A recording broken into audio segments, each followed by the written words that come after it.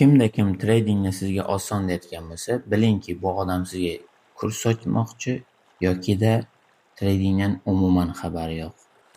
Va yana kimda-kim tradingni o'ta qiyin deyotgan bo'lsa, bilingki, bu odam sizni boyib ketishingizni istamaydi yokida o'ta baxil, o'zini kasbini boshqalar o'rganishini istamaydi yoki boshqalar kabi u ham internetdan eshitib olgan trading harom, trading qimor, tradingda millionlab pul yo'qotasan. Aslida trading o'zi osonmi yoki qiyinmi?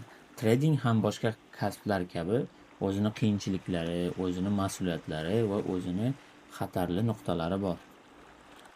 Har bir kasbda o'zini o'qish vaqti, tajriba orttirish vaqti hamda professional tarzda ishlashlik vaqti, ya'niki o'zini muvaffaqiyatga erishgan vaqti bo'ladi. Tradingda ham xuddi shunday, o'zini o'qish vaqti bor, o'zini tajriba orttirish vaqti bor hamda o'zini professional tarzda ishlashlik, muvaffaqiyatga erishishlik vaqti bor.